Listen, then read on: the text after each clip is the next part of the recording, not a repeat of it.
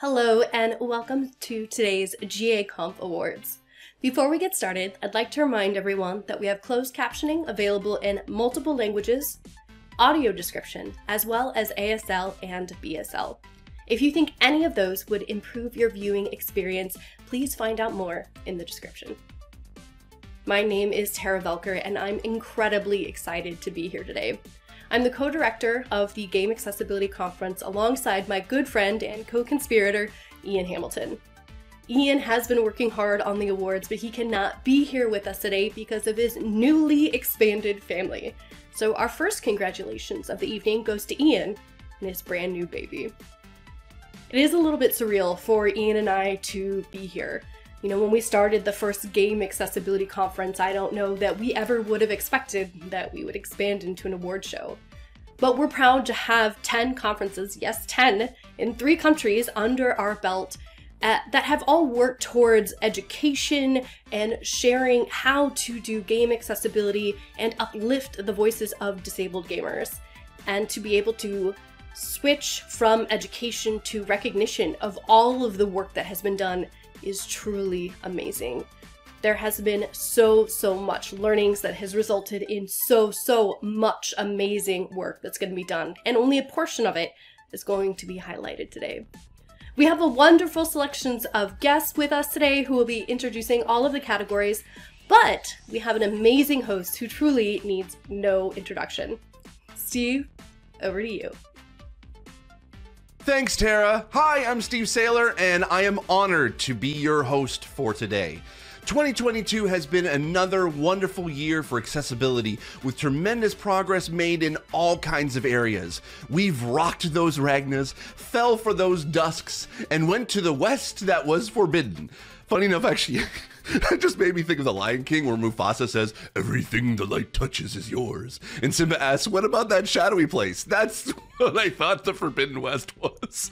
Oh, wait, that's Elden Ring. Anyway, it wasn't long ago that the question on everyone's lips was, what's next? What does a post-Last of Us 2 world look like?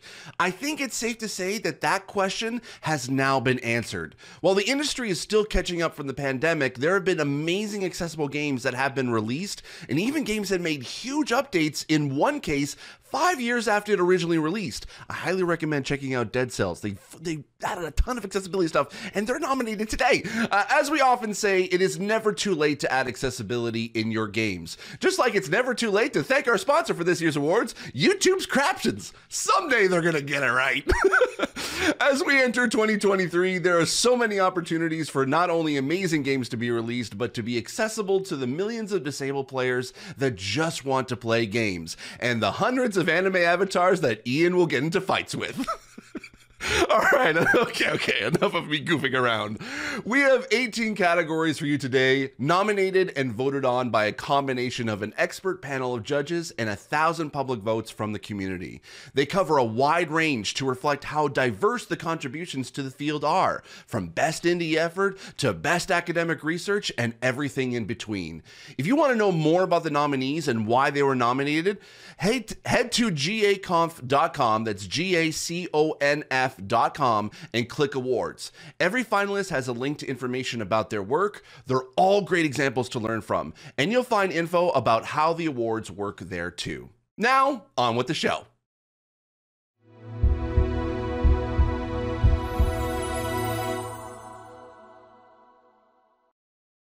We're going to start today off with a bang, straight in with a category that has seen huge growth over the past few years, innovating, pushing the bar, setting influential examples for all of us to learn from. One of the accessibility high points of 2021's AAA scene was Marvel's Guardians of the Galaxy by Eidos Montreal. So to present the winner of AAA Excellence for 2022, we have none other than Emilien Chiasson, Eidos Montreal's accessibility lead. Thank you, Steve. This category is for games made by big teams with big budgets, which brings unique opportunities, of course, but also unique challenges too. And as you'll see from the finalists, there is one publisher in particular who has been making great strides across their portfolio this year. So the finalists are Horizon Forbidden West, The Last of Us Part 1, and God of War Ragnarok. And now, for the moment that we've all been waiting for, drumroll please, this year's AAA Excellence Award goes to God of War Ragnarok. Congratulations. The work that Santa Monica Studio has been doing to make this game accessible was truly inspiring, resulting in over 70 features covering everything from directional captioning to highly configurable contrast modes, navigation assists, intelligent auto-targeting, and more. Those are fantastic steps forwards for the team and also for the industry and for the players, of course. Congratulations again. A worthy winner indeed. I love that. Huge congrats to Mila and Sam and everyone else at Sony Santa Monica Studio who devoted so much to making this happen. By the way, Sam is officially 2 for 2 in winning the awards for most accessible AAA game with Last of Us Part 2 and now God of War Ragnarok. And I hear he's at Insomniac now. So is he going to go 3 for 3? We'll see next year, maybe.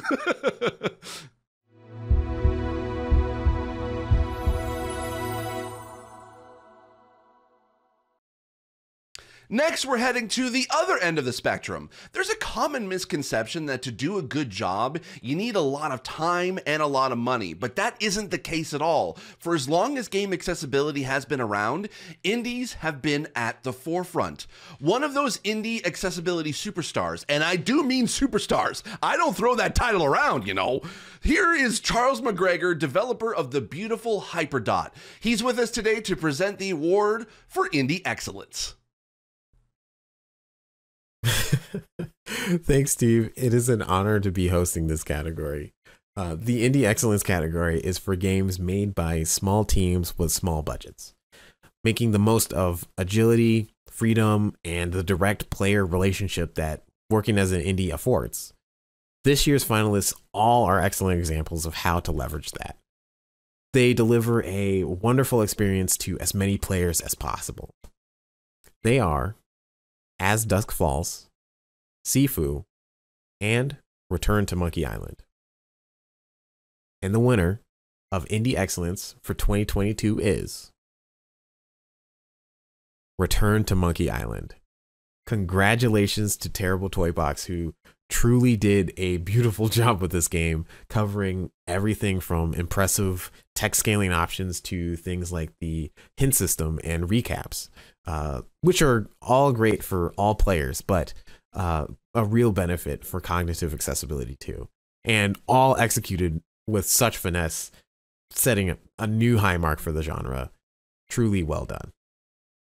I absolutely love that. Such a great winner, especially as the series has been running for so long. In line with the game's narrative, the players who fell in love with the original are now much older, and many now have different capabilities to 30 years ago. Okay, hold on, wait a minute. Ian wrote this part, and what are you trying to say, Ian? Are you calling us old? Screw you, I'm gonna be 29 forever, baby. 29 plus 10 years. Sorry, what? Anyway, to see such a beloved franchise accessible to so many players, both old and new, is a beautiful thing.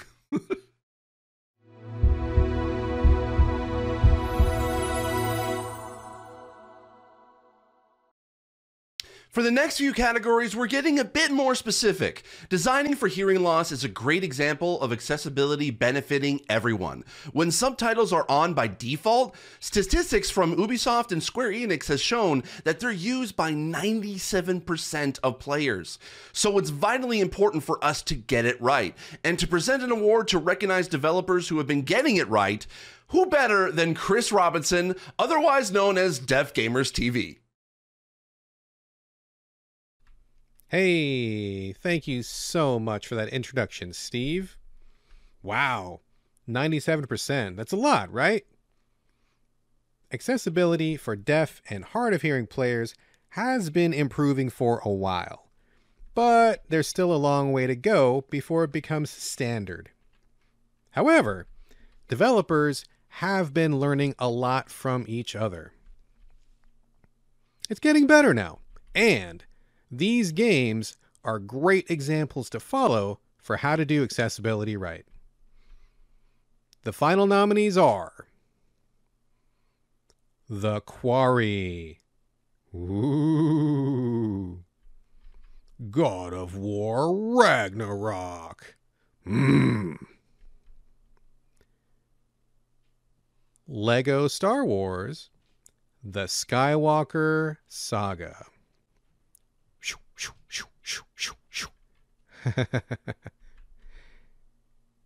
And the award for 2022 Best Deaf and Hard of Hearing Accessibility in a Game goes to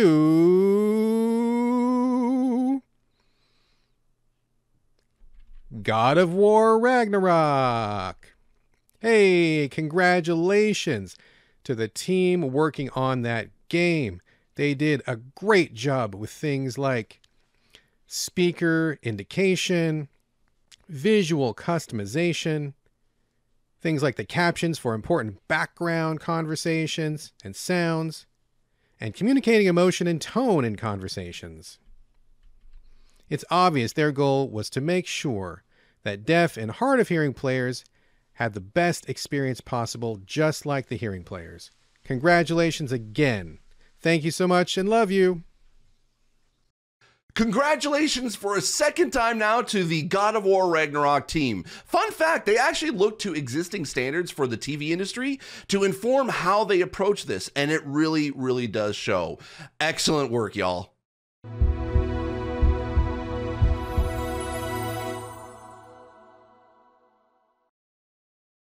Games can present a lot of barriers around controls and motor demands in general. Games often make assumptions about ourselves and our bodies that just don't match up with the reality, which is where this category comes in. To present it, we have the fantastic, the amazing, the wonderful, and always stylish Paul Amadeus Lane. Thanks, Steve. And it's truly an honor to be here. It really is. Hey, y'all remember when Steve became famous on Twitter? Steve and I, we've joked about that before, but in all seriousness, that moment showed just how impactful accessibility in gaming is, and how when we're able to game without barriers, it's truly a defining moment. I've been a gamer for a very, very long time. How long? Well, I'm going to name off some gaming systems. Odyssey, ColecoVision, Atari, Intellivision, and things like that. I became disabled 30 years this month, and there weren't a lot of options out there for gaming. But now we see all new innovation that allows us to game. And all this didn't happen by accident. It happened because of hard work, great minds, and from working directly with our community. So it gives me great pleasure to be able to recognize the people making strides in this area. The finalists are The Stanley Parable, Ultra Deluxe, Rocksmith Plus, As Dusk Falls,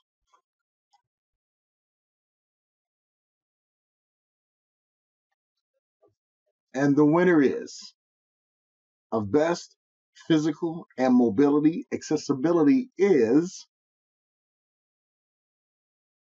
Rocksmith Plus.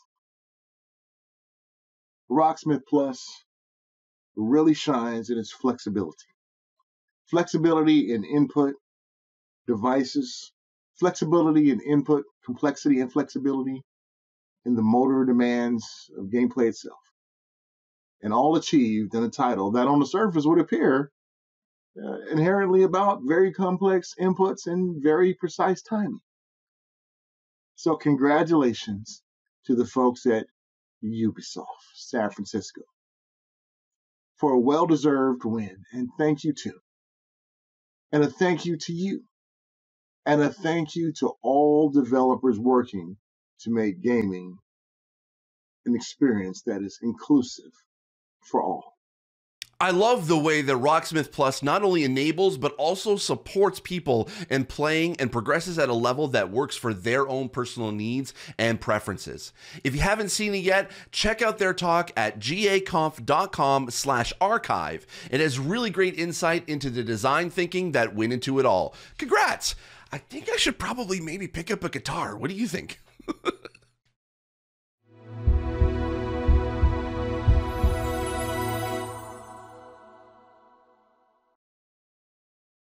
The next category is a personal one for me, a topic that is near and dear to my heart. It's one that has seen a real explosion of understanding and implementation over the past couple of years. And here to tell us more about it, that is our presenter for the Best Blind and Low Vision category, the one and only Ross Minor. Hello. This category covers a wide range spectrum, everything from mild vision loss and color blindness, all the way through to gamers without sight like myself. The blind and low vision community has been banging their drums for a long time, so to have these 3 finalists achieve the heights of inclusion they have is truly a wonderful thing, and I hope it sets the tone for years to come. Those 3 finalists are As Dusk Falls, God of War Ragnarok, and The Last of Us Part 1. And the winner of Best Blind and Low Vision Accessibility is The Last of Us Part 1. The Last of Us 2 was an incredible landmark, the first AAA game to be designed from the ground up to be fully accessible to gamers without sight, alongside high contrast modes that have already spread to other games. For the remake of Part 1, they not only managed to bring everything over from The Last of Us 2, but built on that even further with audio description for cutscenes, which is a narration track that describes visual action. That's again the first for any AAA game. So for all you other developers out there watching, take note, and a heartfelt congratulations to the team. Great work. Congrats again to Naughty Dog. Personally for me, what they achieved and are continuing to achieve for blind and low vision gamers is phenomenal. I'm sure a few of you watching... Okay, Ian wrote this one. I'm sure a few of you watching have seen my ugly tears over it before. The impact it has on the community cannot be understated. Ian, you're gonna make me cry again. Dang it.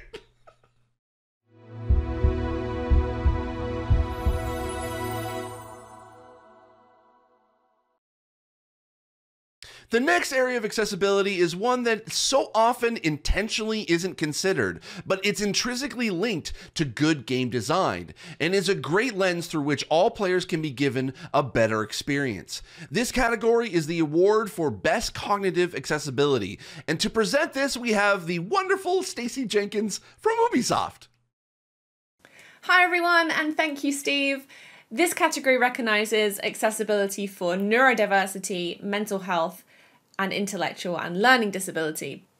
And as an accessibility specialist with cognitive disabilities myself, I know from both personal and professional life how frequently and unnecessarily games can throw up cognitive barriers, whether it's relating to executive function, reading, sensory overload, traumatic triggers, or vestibular mismatch. And as Steve said, it's really an area where improvements just mean a better game for everybody. So it's really awesome to see year-on-year progress in cognitive accessibility, and this year's finalists are all doing really wonderful work to push the field forwards. So the finalists are Rocksmith Plus, Return to Monkey Island, and The Quarry. And this year's winner of Best Cognitive Accessibility is The Quarry. Games like The Quarry can be really demanding cognitively, with lots of high pressure, precisely timed thinking and reacting, often with disastrous consequences if you miss.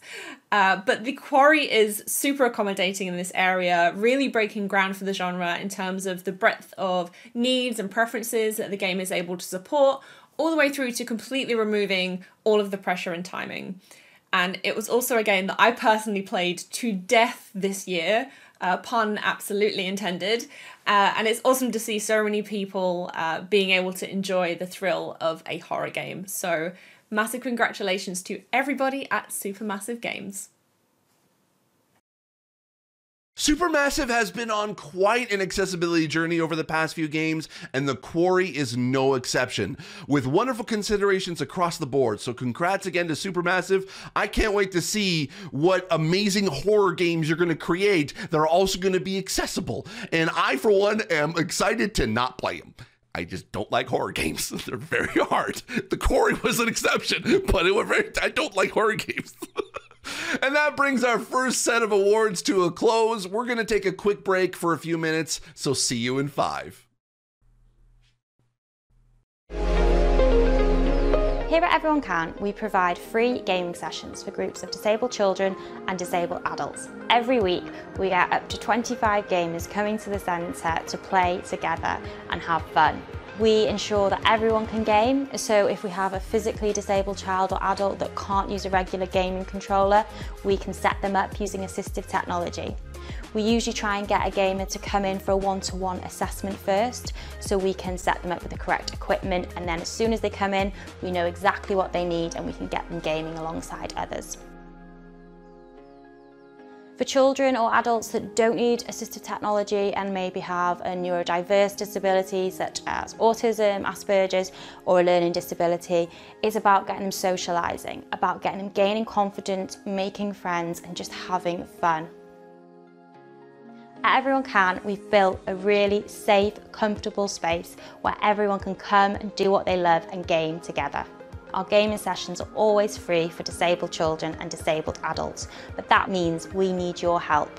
You can help fund our gaming sessions through donations. On our website, you can donate to us at everyonecan.org.uk. You can get involved with our annual fundraiser, Game Together, or you can organise your own fundraiser at work, at home, a bake sale, a movie night, whatever you can think of. Businesses can also help our charity by organising an office fundraiser, or if you select a charity of the year, it'd be amazing if you consider Everyone Can. We also look for sponsorship throughout the year for our annual fundraiser, as well as special gaming sessions we do for children throughout the year, and we need sponsorship to help support those events. There's lots of ways you can get involved.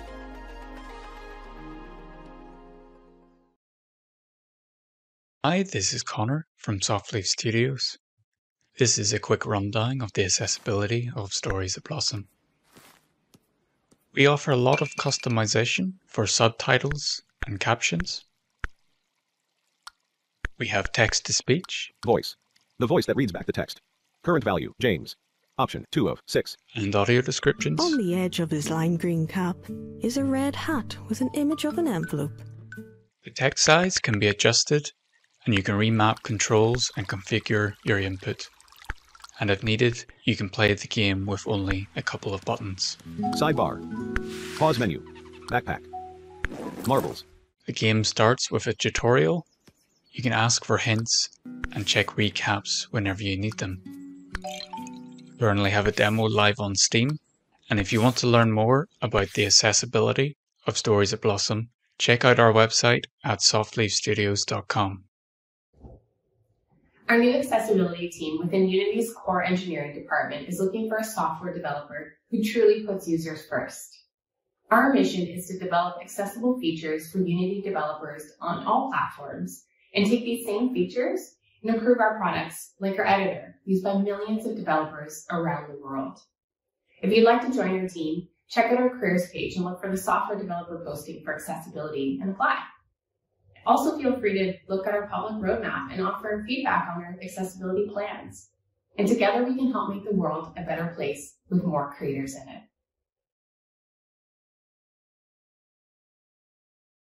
Hello and welcome back. And now it's time to thank our sponsor for today's awards. Oh, and also please do go check out that roadmap that was mentioned in the break. Just Google Unity Platform Roadmap, then click UI Systems at the bottom. There's some very interesting info in there about upcoming native screen reader support. And a quick reminder for anyone just joining us, we have captions, audio description, and both BSL and ASL available. Info on that is in the description down below.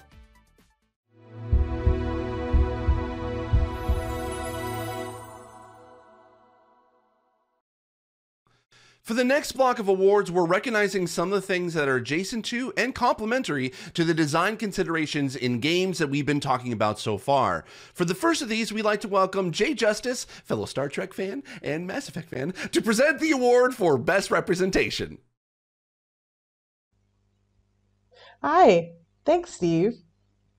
Realistic, effective, and positive representation of disabled people in games has lagged behind accessibility for a long time. Representation matters. The way disabled people are portrayed or not portrayed in games creates a perception of our lives, which directly affects how we are treated both professionally and personally. We still have a long way to go, which is all the more reason for us to celebrate the progress that is being made. The finalists we're celebrating today are Roblox, Just Dance 2023, and Saints Row. This year's winner of Best Representation is Just Dance. In recent years, the Just Dance games have included both disability representation and songs able to be played from a seated position. For this year's title, they brought the two threads together, hiring professional dancer and wheelchair user Florent Devlesaver to perform the routine for Radioactive by Imagine Dragons. Seeing someone like you positively represented in mainstream media like this is incredibly powerful. Congratulations to everyone at Ubisoft who was a part of making it happen. Honestly, the results speak for themselves. If you want to check out Florence's performance, just look up Just Dance Radioactive on YouTube. It is so cool to watch.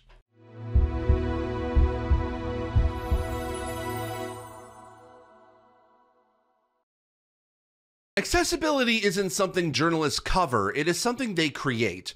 Progress comes from awareness, and a lot of awareness comes from the written word. Our next category is Best Journalist. To present this, I'd like to welcome Vanessa Brassfield, otherwise known as Pleasantly Twisted. Hello, and thank you so much, Steve, for the introduction. Quality journalism is a critical component to the accessibility field, and these finalists are all excellent examples of how to go about just that, with matured, rounded discourse that both informs and educates developers and players alike. The finalists for the Best Journalist category are Ben Baylis and DualSense Haptics Need to Find the Right Balance Between Immersion and Functionality, Grant Stoner and How Disabled Elden Ring Players Are Conquering the Lands Between, and Claire Jackson on Consent and Compassion, How Game Devs Are Reshaping the Conversation Around Content Warnings. And the winner for this category is Grant Stoner and How Disabled Elden Ring Players Are Conquering the Lands Between. This was a really bold, nuanced, and specifically refreshing take on a topic that's been talked about time again, but taken even further by amplifying additional voices in the space alongside you. So Grant, congratulations on winning Best Journalist. Journalism! Oh, Grant is so going to use that title, Best Journalist, forever. And if he doesn't, because he's too humble to do it, so we need to harass him to put that into his Twitter bio. I don't condone bullying, but in this case, we're going to make an exception.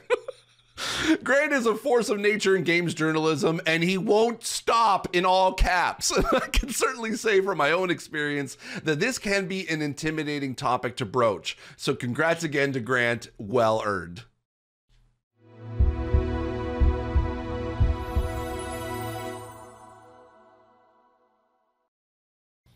Our next category recognizes academic research that furthers the game accessibility field.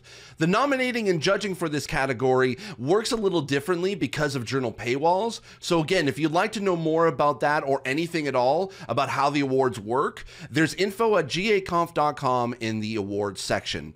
To present this award, we have the one and only Thomas Weston of Stockholm University, blind accessibility pioneer and founder of the IGDA Accessibility SIG all the way back in 2003.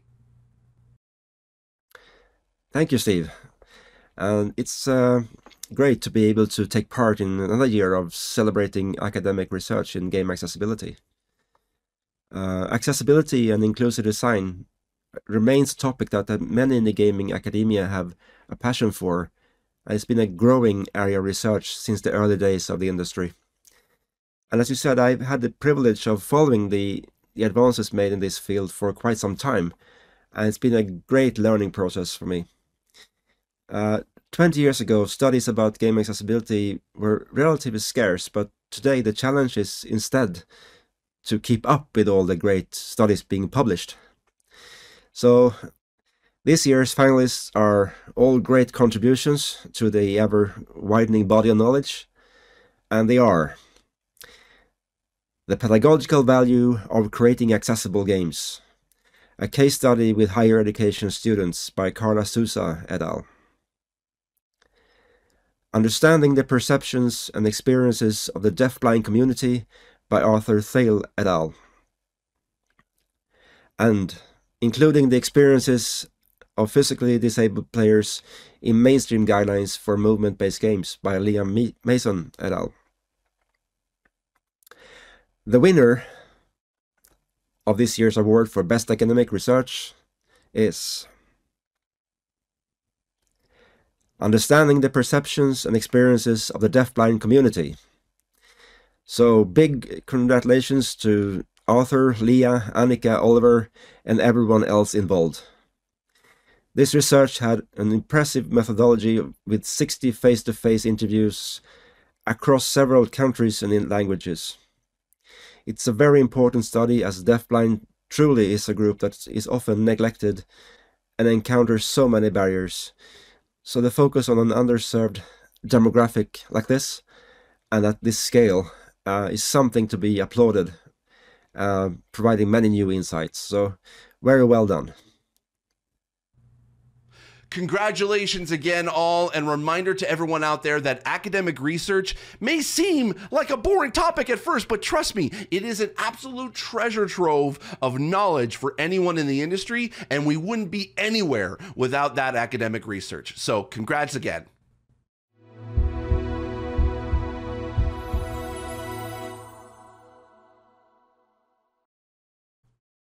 While our first set of awards before the break focused on solutions within games themselves, the other side of that coin is solutions outside of games in hardware. One of the leading lights in hardware accessibility is special effect. So to present the hardware innovation category, I am very happy indeed to be able to welcome Dr. Mick Donegan, Special Effects founder and CEO. Thank you for your very kind words, Steve. As Steve mentioned, I'm Mick Donegan, founder and CEO of the gamers charity Special Effect, a charity with a multi-professional team that helps people with even the most severe physical challenges to play video games. We use the knowledge we gain from our assessments to develop online training resources and collaborate with developers worldwide.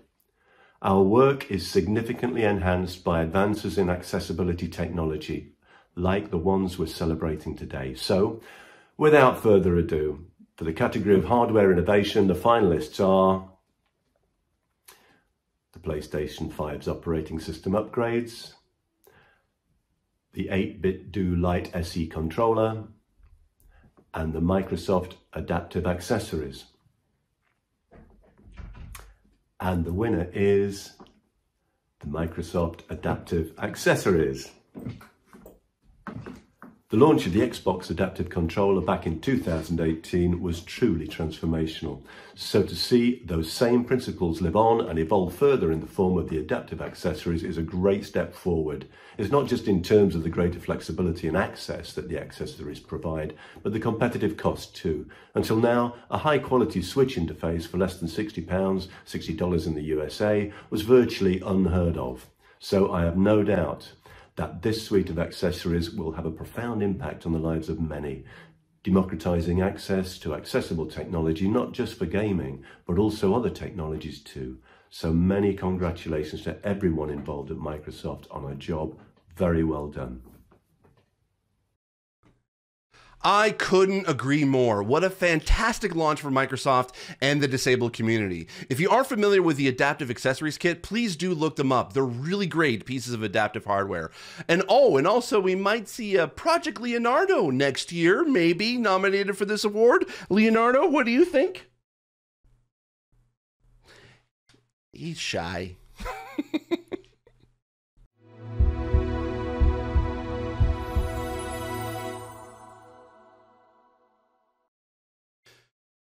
Much of the progress made is down to developers sharing information, knowledge, and experiences. That's the one thing I love about this industry, is that we're so willing to share accessibility information, and it's not about being competitive with each other. It's just about making more accessible games for everyone, and sharing with each other and sharing with players as well. To present the award, we have none other than David Tisserand, Ubisoft's Director of Accessibility. Thank you, Steve. I'm delighted to present this category today, which means a lot to me. When I started in game accessibility, information was very scarce outside of the game accessibility guidelines, and GA-Conf was still in its infancy. So it was really hard, to find information if you were trying to learn the basics of game accessibility by yourself at the time. So fortunately, those days are mostly behind us now. There is an ever-growing amount of publicly available and free resources for everyone to learn from and start their accessibility journeys. So the 3 nominees today have all contributed to that growing knowledge. They're all amazing, so please look at them and learn from them for your own work.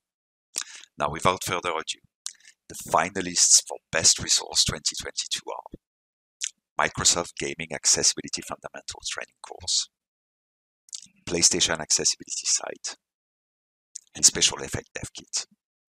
And the winner is Microsoft Gaming Accessibility Fundamentals Training. Congratulations, Microsoft. This is truly a wonderful resource, a gold mine of accessibility knowledge for everyone wanting to get their accessibility journey off to a great start. I wish I had access to it when I started. In fact, today I'm sharing it with everyone who asks me where they should start their journey to learn more about game accessibility.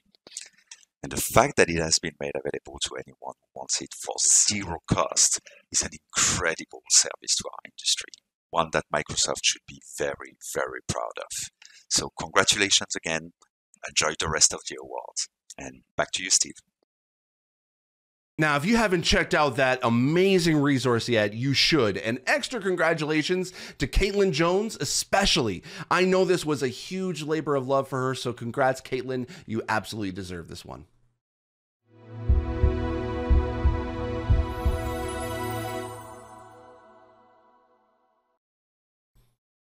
A huge part of gaming for many people is the events for players.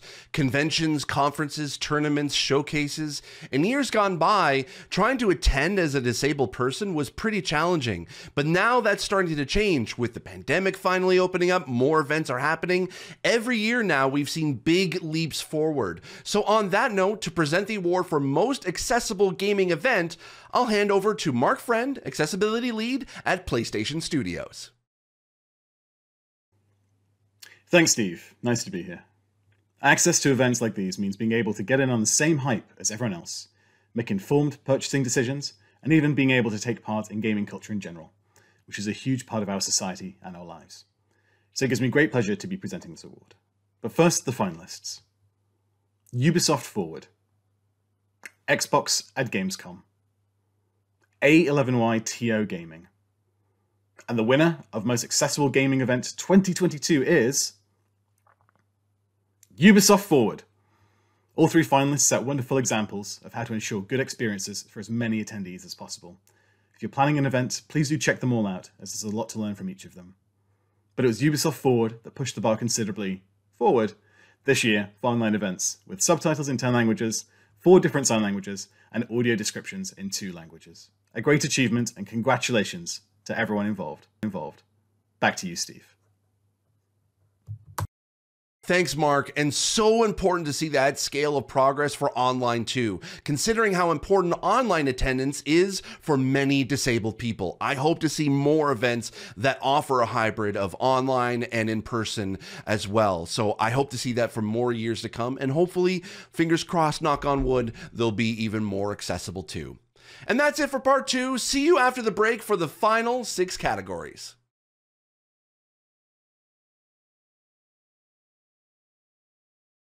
And I downloaded the plugin, put it in, and within about 5 minutes, it just worked. It was Skyrim. It just worked. And it was beautiful. Going from the 4 to 5 hours of pain with the kind of native engine stuff to then just Read Speaker working immediately was fantastic.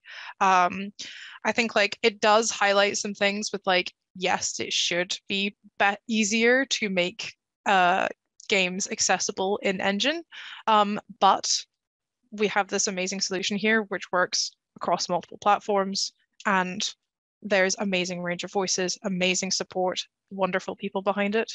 So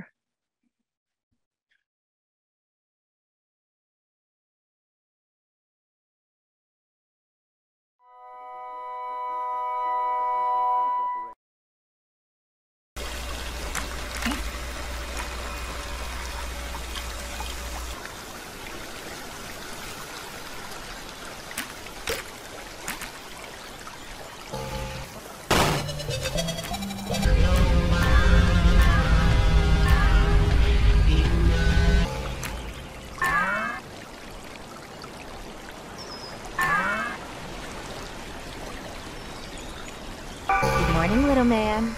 Guess what? I have a joke. Okay, so what did the snowman say to the other snowman?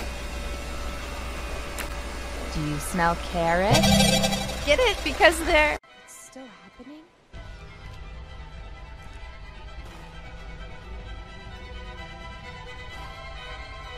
Seems to literally drive bugs crazy. Over 80% of people with disabilities use an assistive device, and 27% need at least one more, often citing cost as a barrier. Makers Making Change is helping bridge that gap. Our community of volunteers design and build assistive technologies you can download and request on our website.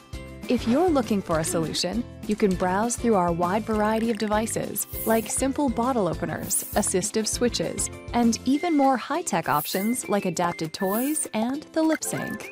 Once you've submitted a request, a volunteer maker will respond and collaborate with you to build the device. The best part of this volunteer platform is that you only pay for the cost of materials, no markups, and no inventory fees. Want to volunteer? We're open to makers of any skill level. Get involved in building and designing, participate at events, and help promote our mission in your community. Learn more and join the movement today at makersmakingchange.com. Welcome back. I'd like to thank our sponsor of this year's awards, Battenberg.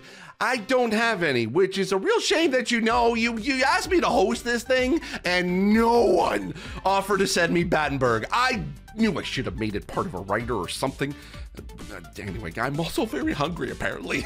If Kari's video caught your attention and you'd like to know more about that project that her and Sightless Combat have been working on, make sure you check out GA Conf Europe in April. They'll be giving a conference talk about it there. So now on to our final block of awards. These 6 are some unique categories to recognize some very special work and very special people.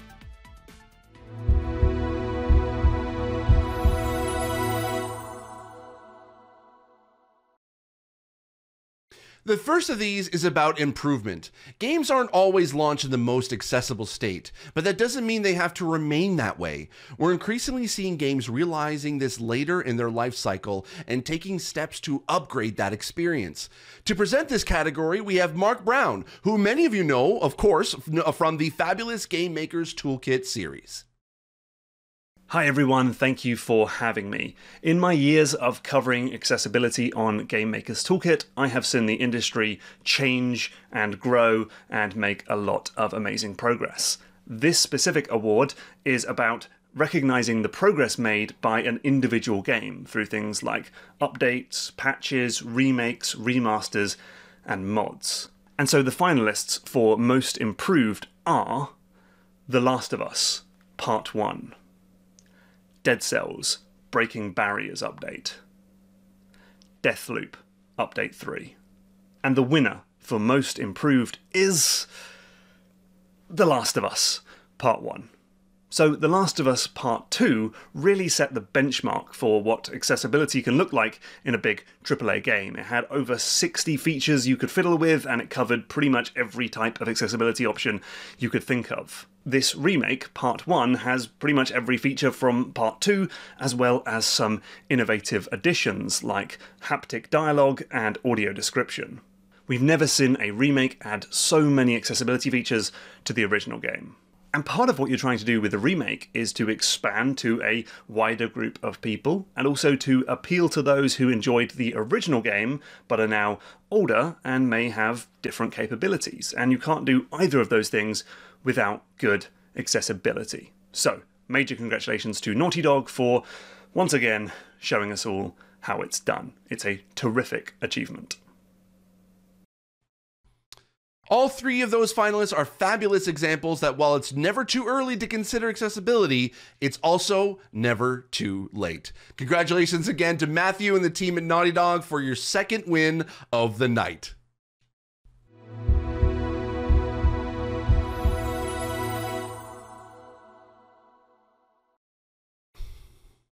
2022 has been a year of some really big surprises in the world of game accessibility, and we have a category specifically for recognizing them. To hear more about this category, I'll hand it over to input hacker extraordinaire and also actually surprisingly accessibility ally this past year, Rudism. All right, thanks, Steve. Hi, everyone. So I'm always a big fan of seeing accessibility improve, and it's pretty awesome when you see the efforts that people go to push the bar for accessibility in the games industry. Sometimes things just come out of nowhere and surprise you with how amazing they are and what they do for the cause. So, funnily enough, that's what this award's for. This is the biggest accessibility surprise.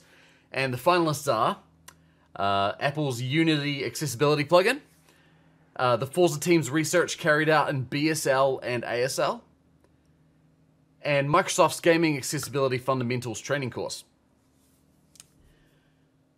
And the winner of this year's biggest accessibility surprise is Microsoft's Gaming Accessibility Fundamentals. Congratulations! Good job, you earned it. So coming out with a resource like this is pretty awesome in its own right, but Microsoft didn't stop there. They made it freely available to the public as well, which is a massive win for the games industry and the disabled community as well. So, congratulations. It's an amazing surprise in the best possible way. Congratulations again to Caitlin and everyone else who made it happen. Caitlin, that's 2 for you tonight. You absolutely deserve this. If progress continues to shoot off in new directions like these, we can't help but get to an even better place.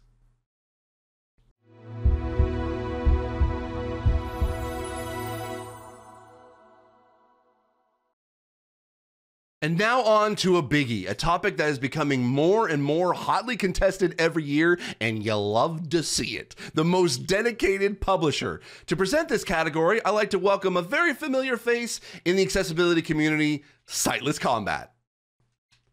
Thank you, Steve, and hello everyone. I'm honored to be presenting this category.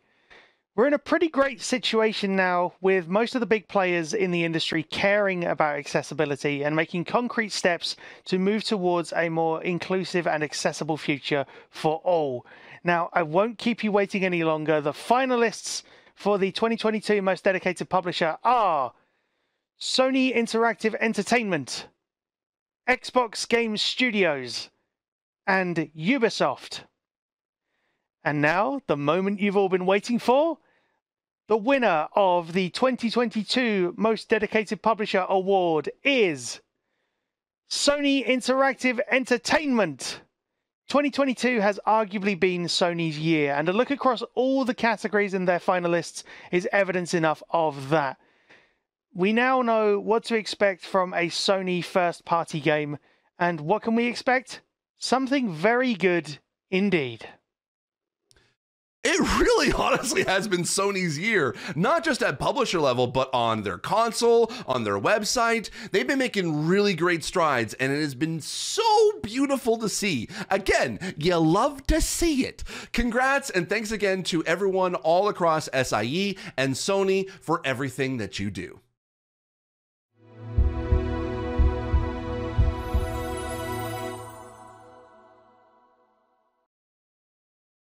Hot off the heels of Most Dedicated Publisher, next up we have Most Dedicated Studio. To present the winner for this category, I'm going to hand it over to the uncanny Vivek Gohil.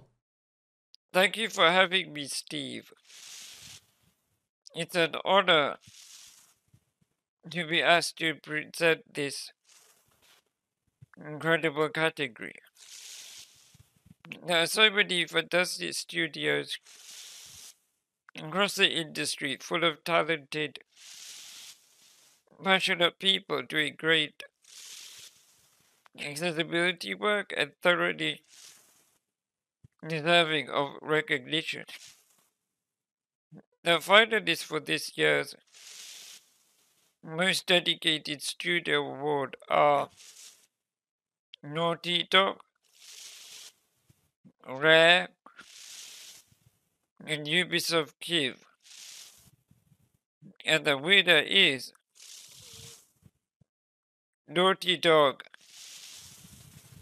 For the past 6 years, Naughty Dog have consistently been at the forefront of the industry.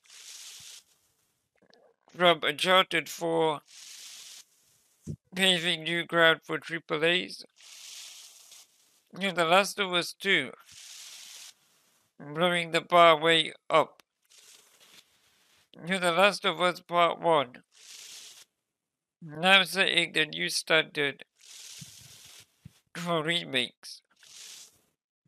Their dedication has consistently driven the industry forwards. Congratulations, Naughty Dog, you deserve this.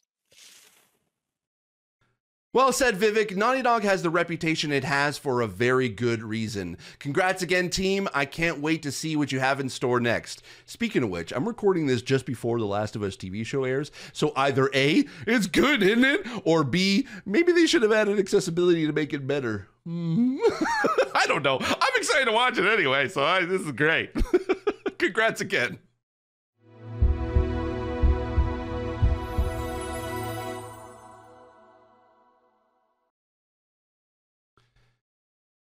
That brings us to the final 2 awards of the show, categories that recognize specific individuals. The first is the MVP Award for Most Dedicated Developer. To present this category, it is my great honor, and finally I get to introduce him this time, to welcome the CEO of Microsoft Gaming, Phil Spencer. Thanks, Steve. It's an honor to be part of today's awards. As an industry, gaming has been making great strides in accessibility, but there's also still a lot more work for us to do. That progress is driven by passionate people who push for change, innovate, and show the way for their peers. And so, it gives me pleasure to recognize the finalists for Most Dedicated Developers. Mila Pavlin from Sony Santa Monica Studios, David Tisserand of Ubisoft, and Guy Dev of the Hearthstone Accessibility Mod.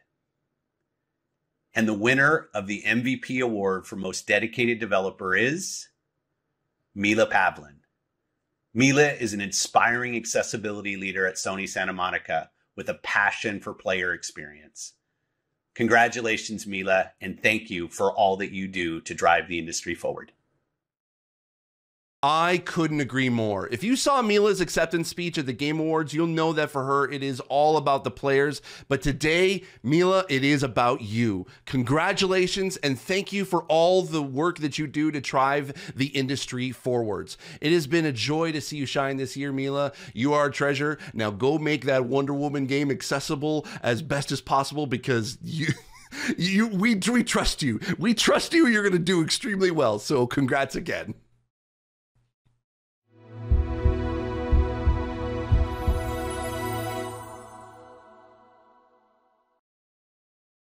The games industry would not be where it is today without the tireless work of so many individuals who have dedicated their time to advocacy. Despite the progress that has been made, we are still need these voices, those people showing us the path forward.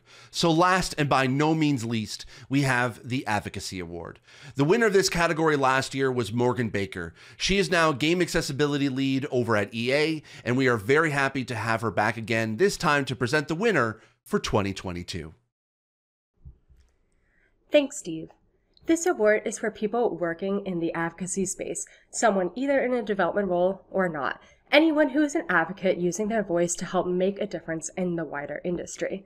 Many of you will know these 3 finalists, and they're all doing wonderful work to raise awareness, educate, inform, and raise the bar. And the finalists are Grant Stoner, Chris Deaf Gamers TV Robinson, and Aaron Geeky Gimp Hawley. And of course, it brings me great pleasure to announce this year's 2022 Advocacy Award winner to be Grant Stoner. Congratulations, Grant. Grant has a unwavering passion for accessibility and ensuring that disabled people have a seat at the games journalism table. And with his regular output through mainstream media like the Washington Post and IGN, Grant has shown the industry that our voices, not just his, but all the other people who he uplifts and showcases, that we are all here to stay. Congratulations, Grant. Thoroughly well-deserved. And thank you for your hard work. This industry wouldn't be the same without you.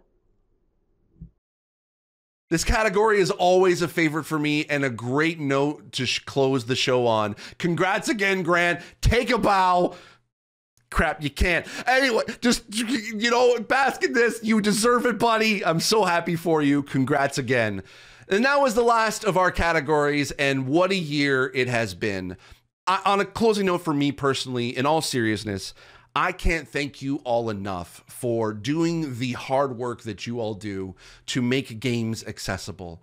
I jumped into this industry not knowing anything about accessibility and thinking that I just sucked at games, but in reality it was that games sucked for me. And all the work that you've been doing over the past decade or more has really helped make it so that games don't suck for me or the millions of disabled players out there. I've said it time and time again that we can't do this work without your efforts, working either behind the scenes or working in the media side as a journalist, or working on academic side and research, or even just us as like content creators. I can't thank you all enough for allowing me to be a part of this amazing industry. The best work that I can do is to be able to showcase the amazing work that you all do, but then also to be able to add to the voices and the large voice, the loudest voice in the industry right now is in regards to accessibility. And I'm so happy that we all get to join together and be that voice for accessibility going forward. You guys, you folks are the absolute best, and you all deserve an award. Even the ones that you didn't get tonight, you all deserve an award, and not just a participation trophy either. You all deserve an award for the amazing work that you do. So now back over to Tara for some closing words. Thanks, Steve. To end the show, I want to thank everyone who helped today's award show come together. First, I want to thank you, Steve, because you have done an amazing job being our host and making us smile and laugh. I want to thank all of our presenters who volunteered their time and were able to get these recordings for us. It means so much to us that you were a part of today's award show. And I want to thank all of our accessibility suppliers. For us, it's incredibly important to make sure that the award show about accessibility is accessible.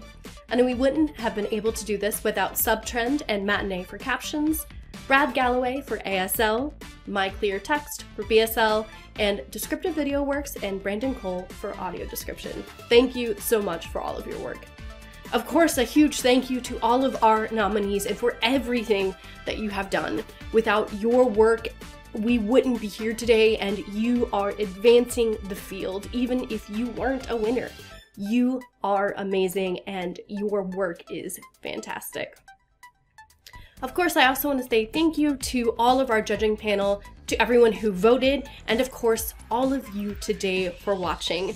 Without you being here and being interested in accessibility, we wouldn't have GA-Conf, and we definitely wouldn't have the GA-Conf Awards. If you're interested in GA-Conf, by the way, we will be back in April for our UK edition of the conference. Please stay tuned for more information on that. I know everyone is asking us for more details, and we are working on it. We promise. We just kind of had this award show to get out of the way first before we could fully focus on it. And of course, thank you to all of our winners. We're going to close out the conference with a montage of all of the winners of all of the awards. So thanks again for being here, and see you in April.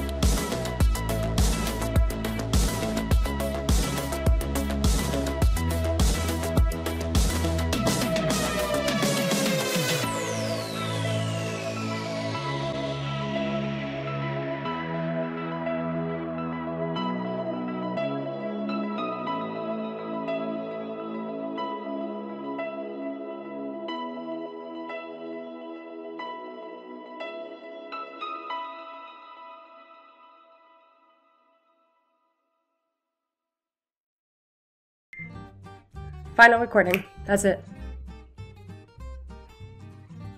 I love that. A worthy winner indeed. Huge congrats to Mila, Sam, and everyone else. At worthy winner indeed. Thanks, Steve. Thanks. Thanks, Steve. Thanks, Steve.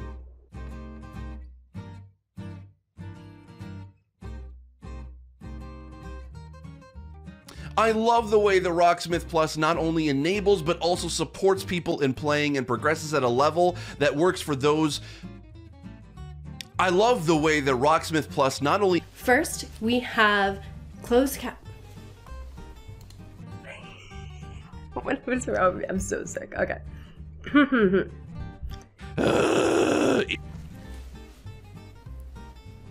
Hello and welcome to day two.